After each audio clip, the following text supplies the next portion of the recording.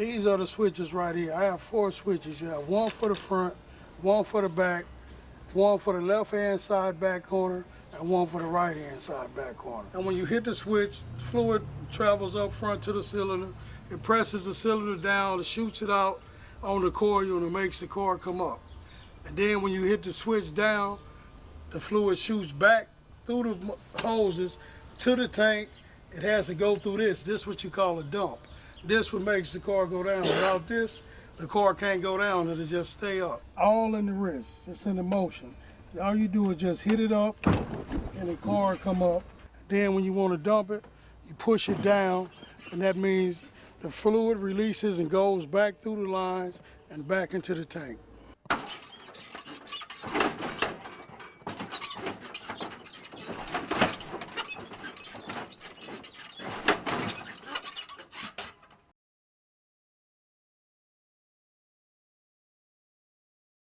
First time I went to prison was 1985, 4th of July.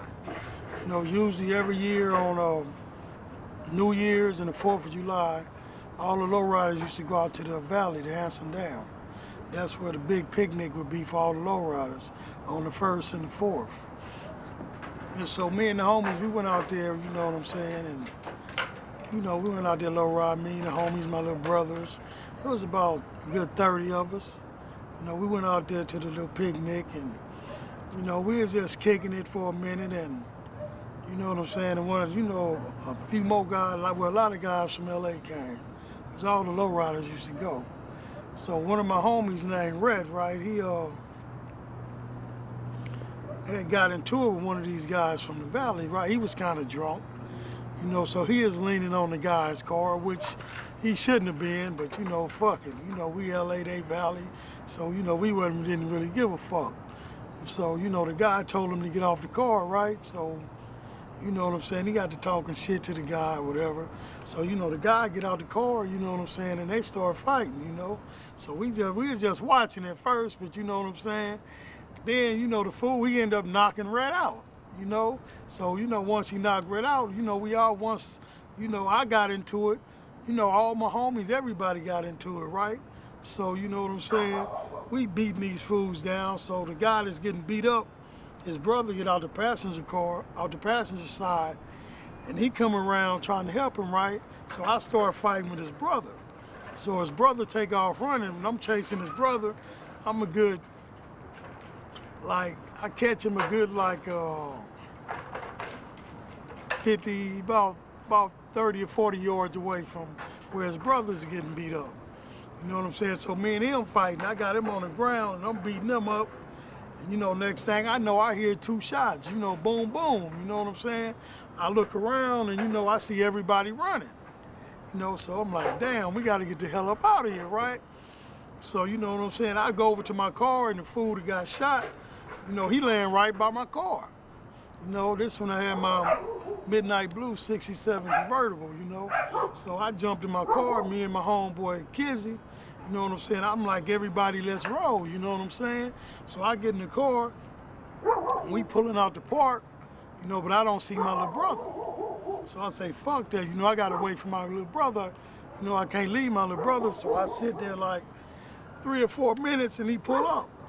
So, you know, I'm like, let's go, you know, so we all take off.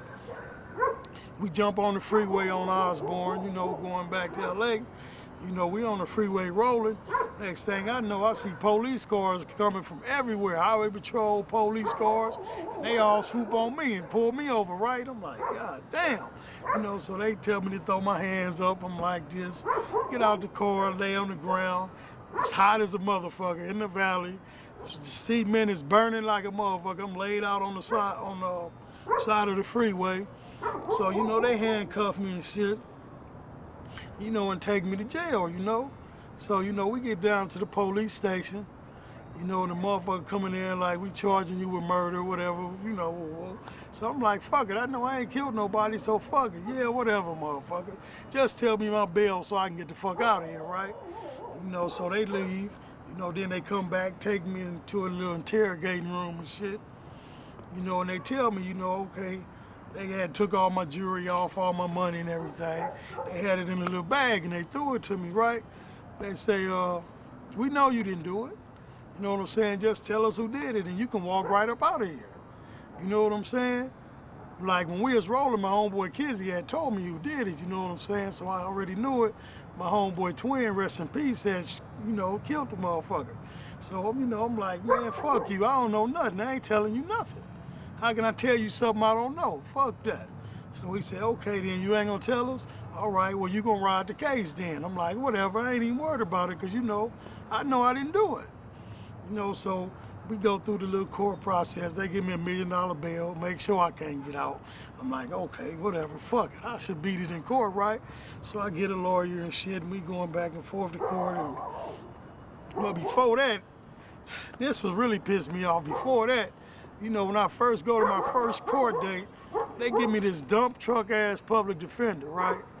This motherfucker, he come in there, he ain't even asked me, did I do it? What happened? Nothing. He comes straight in there and like, okay, I can get you a deal for 15 to life. I'm like, you motherfucker, you crazy. What you mean 15 to life? You ain't even asking me if I did it. Nothing. I'm like, man, fuck you. You know what I'm saying? Get the fuck out of my face. So you know what I'm saying? I get me a lawyer and shit, and we go over all the evidence and whatever, and you know, the trial come up and shit, and you know, I'm figuring like, you know, I'm gonna beat this motherfucker because I know I didn't do it. You know what I'm saying? How can a motherfucker say I did? Twin don't look nothing like me, even if somebody seen him do it. How they gonna, you know, mistake me for Twin, you know what I'm saying?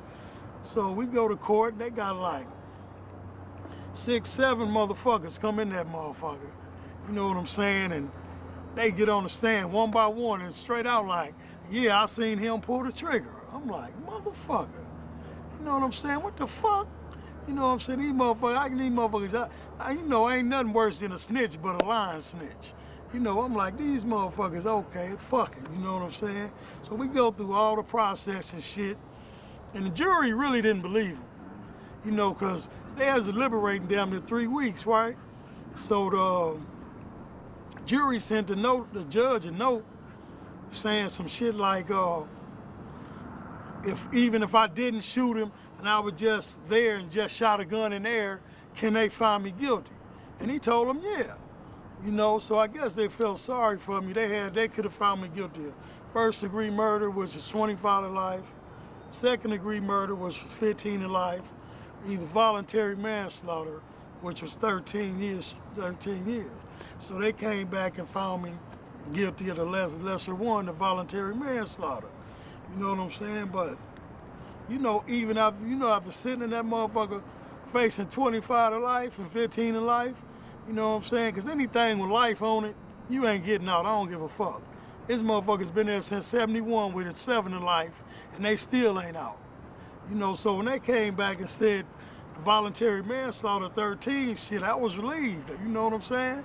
I was like, fuck it. You know what I'm saying? I'm just like, what? Shit, 21, 22.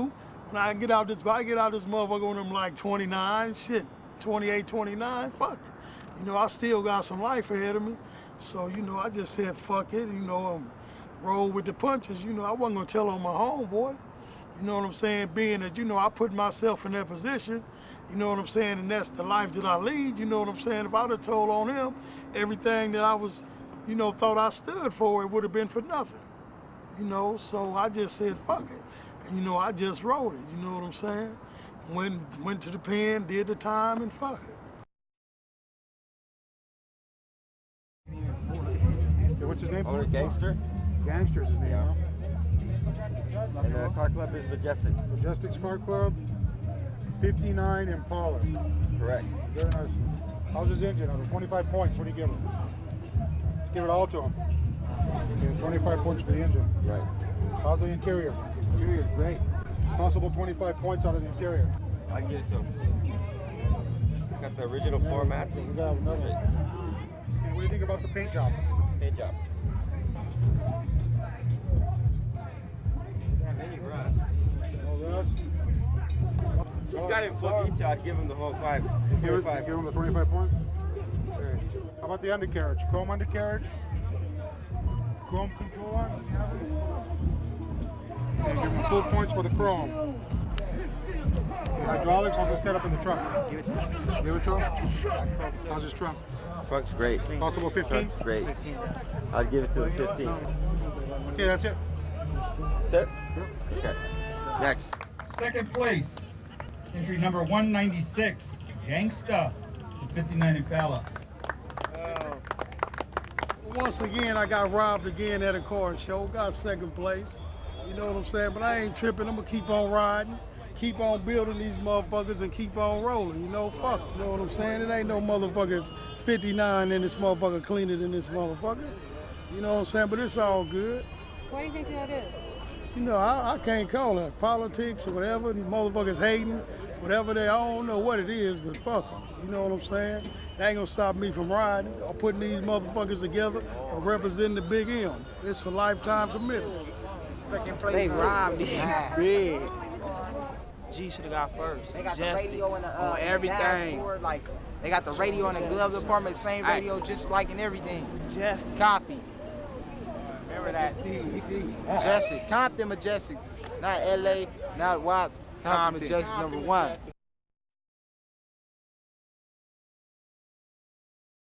Was you horny? Fuck you. Was you though? Hell no. You lying. You are You joking. lying, man. You must be fagged then. Yeah, okay. Call it what you will. You got to be a fag then, man. Yeah, okay. That's real.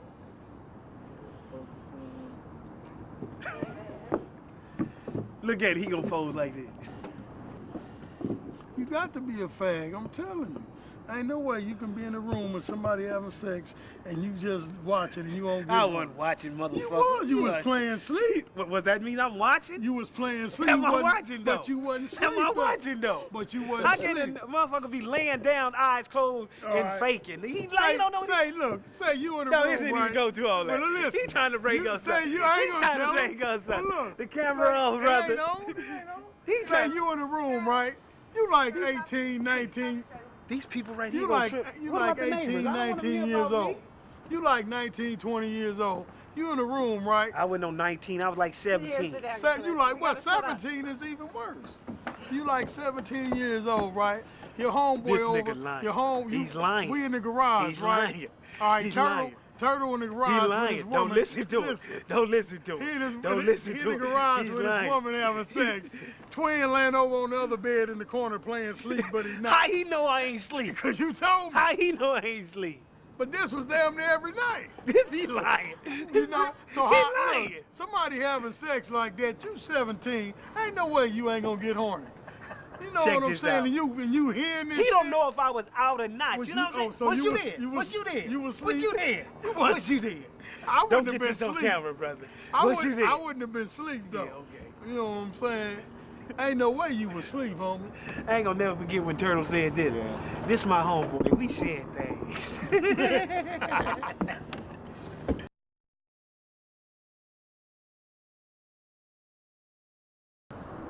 Yeah, back in the day, you know what I'm saying? Like, say if we stole a car and was gonna strip it, you know what I'm saying? Soon you finish stripping it, you know what I'm saying? All you had to do was just push it in the middle of the street to fuck off the traffic. You know what I'm saying? You know, anytime you push it in the middle of the street, you know what I'm saying? They gonna come pick the car up quick. And you know what I'm saying? You ain't got to worry about them, you know, rolling around looking for it or whatever. You know, you just put it in the middle of the street, and you know, automatically they got to come and move it. You know, so it'll be gone quick. You don't have to worry about it. In that Gone in 60-second movie that came out of while they going in the impound getting the car, we used to do that a long time ago. You know what I'm saying? Sometimes the police or crackers stripping the car, we know what impound they took it to, we'd go in there and steal that motherfucker back. You know what I'm saying? Yeah, we was doing that back in the 70s and the They could 80s. just strip the motherfucker In the inside the impound. impound. Somebody be over there fucking with the dog while we in there. Yeah, but I usually, when we stealing cars, I used to be the man that handled the dog or raise the Yeah, car. one night he was back there fighting with a little dog. A little motherfucker. That little motherfucker was wild too. A little more, you know, one of them little loudmouth motherfuckers that, you know what I'm saying, just won't shut up It's for one of nothing. them dogs, you try to grab him, but he'll grow back and you try to get him, he grabs you.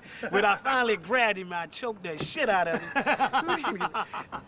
I mean, it was a trip. I mean, I used to handle the dog. Just get me a pipe and Nelly one time, you know, you'd be all right. I mean, that's the way it go when you have to get that money. We just started doing it. This Shit break, you got to learn how to fix it. Like when know this what I'm engine saying? go out or something, we'd go out there and steal a car and put a new engine in it. I'm just saying. Many a that's- times we got in his backyard taking engines out and the police came. I walked through the front door, but he was at his house, so he had to take the fall for it. One day I was so oily, I walked through the whole house. They see my prints going out. I went around that corner and I said, "Oh, G gone. Hope they let him out, cause you know that's that when I kind of." went to YA for that. He shit went to too. YA, but the thing we was like if he needed something for his car, cause we'd go out and get the engine at night and put in that car, you know what I'm saying? So we took the engine out that same, and it didn't take no all day. That engine was out within like, 30 minutes, you know what I'm saying? Cause the car wasn't ours, so we just snapped wires, and then when you were ready, we just put that sucker right Ain't in the nothing car. to take a Chevy engine out. You know what I'm saying? And they easy to Basically, fix a all Chevy it engine, you know is what I'm the saying? transmission, the motor mounts, and the exhaust. And cut You all know the what I'm wires saying? and slip And that the- sucker and the- out. and you know what I'm saying? That ain't shit. The radiator hoses and it's out. It's like pulling the tooth, you know what I'm saying? You just pull that motherfucker and it's out. You don't have to go through all that,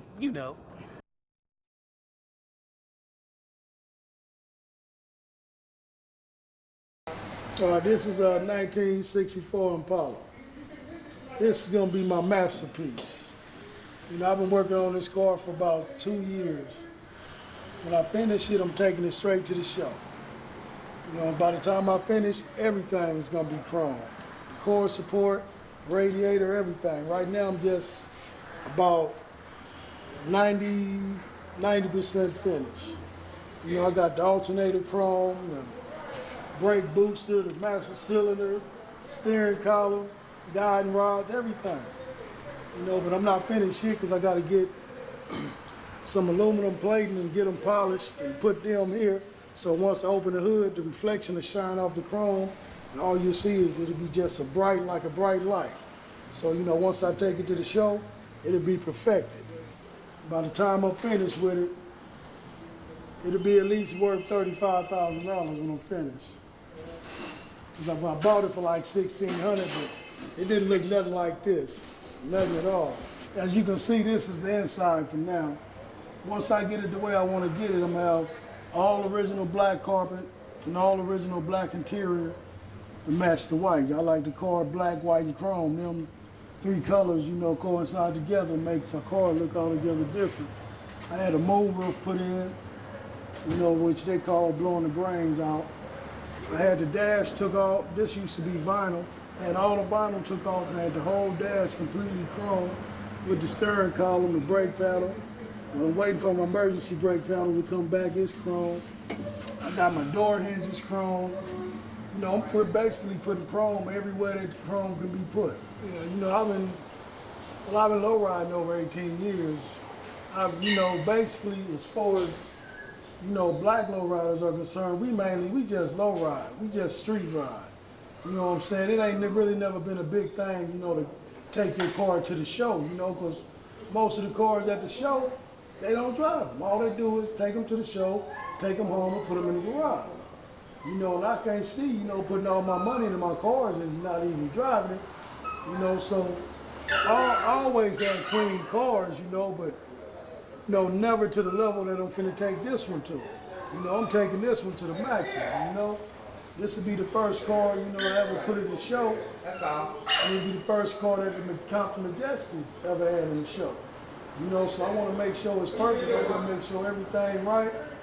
Whether I win a trophy or not, I ain't worried about it. Because most of the shows are biased anyway. I just want to, have a car in there and, know that we had something up in there. Because most of the cars in there, most of the shows that are sponsored, that they give, are sponsored, by the, Hispanics, and they basically cater to whoever's spending the most money with them, So, I ain't spending a dime with them, so, I already know they ain't really probably won't give me nothing. I really don't care no way. As long as I know my car clean and everybody else know the car is clean, I don't even care if I win or not, Because to me, this is, when it's a finished product, this is better than a Van Gogh to me, This is just gonna be my pride and joy right here. So I'm gonna have it as clean and as tight and hot as possible. And this is the trunk, this is where all the hydraulics go, the batteries, amps for the music, speakers up top, and bass tubes if you have them. All right, I'm gonna have 4 batteries going right here. I'm gonna have 4 batteries on the other side, I have 4 down here, and I'm gonna have 4 down here. So basically altogether that'll be 16 batteries. And like this is the stand for my pumps. It'll be sitting up like this. And I have 4 pumps. I have a pump on each stand. Everything in the trunk is gonna be chrome. You know, all the battery racks, the trunk will be painted, all the battery racks gonna be chrome, stands, the gates, everything will be chrome. So by the time it's finished and hit the street, this trunk it'll look totally different. It'll look like, you know, it won't even look like the same trunk. Because you know, when you go into the show, everything got to be clean, everything got to be neat. You know, it just got to be right. You can't pull up in there half-stepping.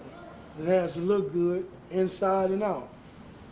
You know, you just can't have the outside looking good, then you look in the inside, interior toe up, seat broke down. You know, it got to be all good to get that plaque, you know, because this guys in the club right now that's mad about not getting their plaques, you know, but, you know, their car is not ready, you know. It ain't no problem giving them the plaque once the car get ready. But, you know, we just can't throw a plaque in anything because that's a reflection on us and a reflection of the club, you know.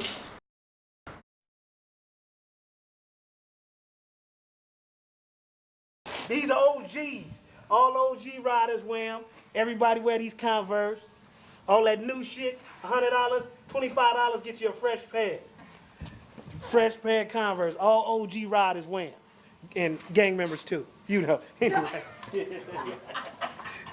I dedicate this to my homeboy Gangster, because he the one to help me do this and let me how you know he showed love to me.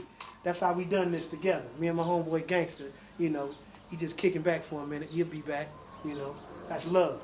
He done this for me, but I ain't tripping. Their first paint job when you first filmed me, it was like white with a gold pearl on it, a little cheap in it. Then I had him, you know, my homeboy Gangster helped me out and I hooked it up. You know, we gave it a little balance to it. Now they know what's going on. Yeah, that's real deep. You can see it got the, it says Dayton on there, and also it got numbers behind the wheel, so that means that's a real Dayton. I don't got nothing fake on this car. Everything is new. Everything in the trunk is top of the line, squares, A-Dale, not A-Dex, none of that fake other kind of stuff. That's all brand new shit right there. You know, y'all can bleep the rest of the shit out. But I'm just saying, that's all real shit. Everything in this trunk is top of the line. Brother got to have his interior done. It's all leather. Not pleather, but leather. Oh, this thing in the way. No, okay. Under the hood is just a regular 305 with a cam in it. That's all a little chrome to make it look good. It rolls. It'll roll the, you know, it'll roll. It'll get me where I want to go, you know what I'm saying? I ain't into that go fast stuff, you know what I'm saying? As long as it run and sound good, I'm real cool. It's real cool. That's all. Everything fresh under the hood. My homeboy Dogface done the engine. Gangster done the, you know, he done the pattern hookup, told me how to do it. I know y'all interviewed him once before. But everything is fresh. It's like brand new money. Here, went to the teller and got the money, you know. Oh, I got Zenith knockoff, the real ones. None of that fake shit. You can look behind it, got written on there, says Zenith on there. All that shit is real. They kind of dirty, but they cool. Everything that a lowrider supposed to have, I got it. If it don't got it, I'm gonna buy it. If you see one look better than this, let me know, I'm gonna spend some more.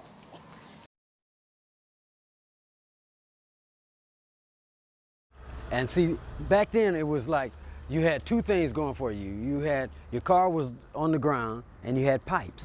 You had pipes that ran out the side. See, like now, the pipes on the car, everybody go, ooh, ha, ooh, ha. It's real phony now. It's like you have to mash on it to get it to make noise. When we were coming up, it was wow. Right off the bat, you hit the pipes, it was pipes, noise. You know, if you were going a long ways, you'd go to Standard Brand, get you a box of steel wool, and you take the steel wool and stick a coat hanger in it, and you take it and you shove it up in your pipe. And then you could go anywhere you want to go. The more you rode, though, the more the steel wool burn up, and slowly,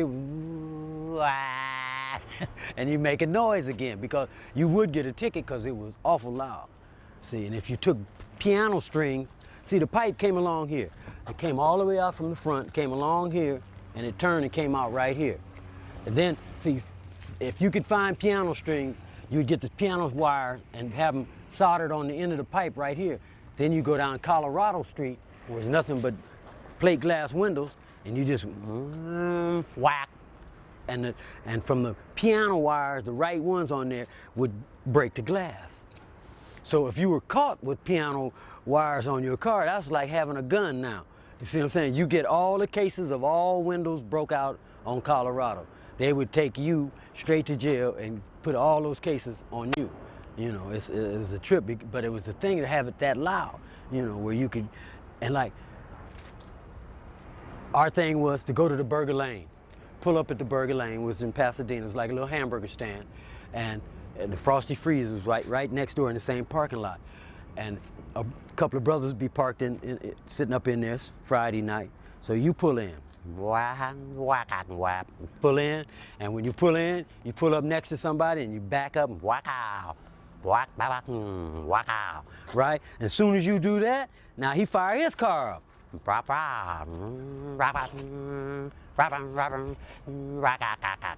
And then you pull back, and then you both going back and forth, seeing who can hit the gears and hit the pipes at the same time, make them talk. Then you back up and park, and then wait for. Now you in there, it's like now you wait for the next person to pull up. Next person to pull up, you jump on them.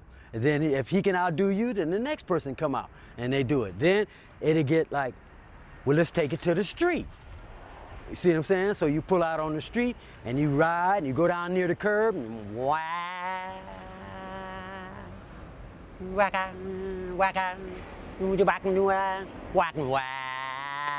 you know, and this was the thing. I mean, everybody would go out to the street and watch them go down the street. They want to go and ride the curb and ride it, and then another one would come out and he'd do his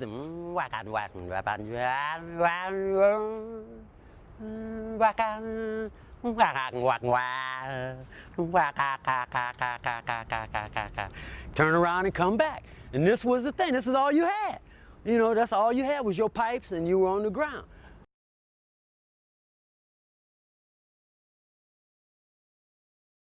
Since the beginning of cars, man has been changing them. And once he found out he could take a roadster and take the springs out of it and lay down low, it's low. I'm talking about 48, 49, you know, way back then they were doing. My dad was low rider when he was young.